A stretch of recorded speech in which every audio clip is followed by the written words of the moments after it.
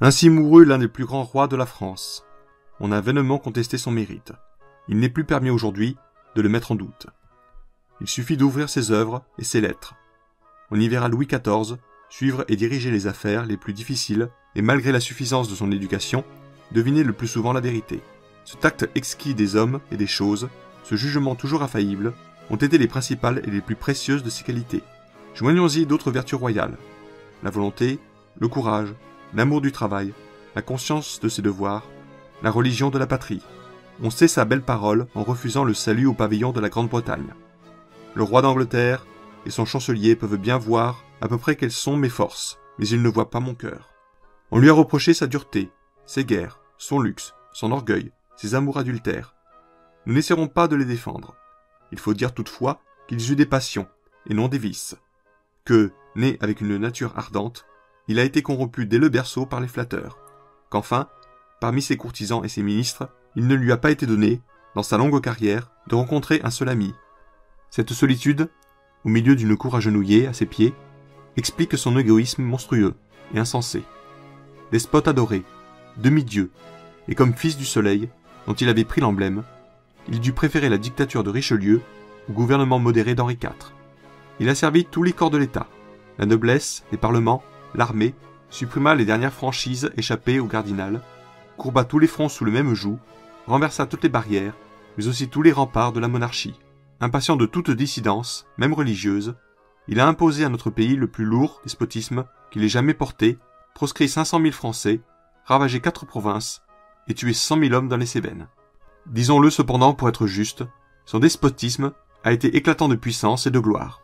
Louis XIV a créé la France moderne, sa centralisation, ses armées, sa marine, son industrie, et jusqu'aux forteresses qui couvrent les frontières. Pendant un demi-siècle, la France a été la première des nations. Elle lui doit la plus belle période de ses annales, le secret de son unité et de sa force.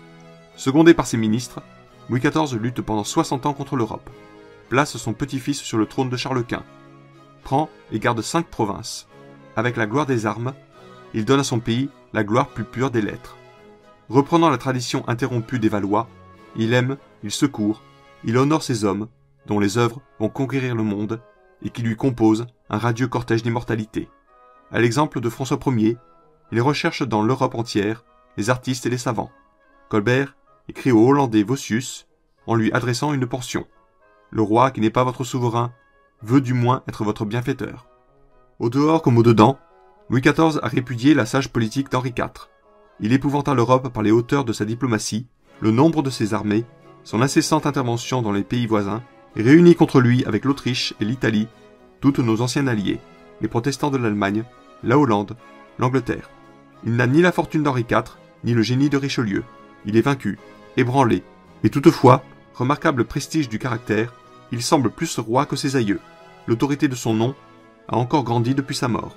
Après tant de rois, il demeure le symbole de la royauté. C'est au moins un homme qu'un principe.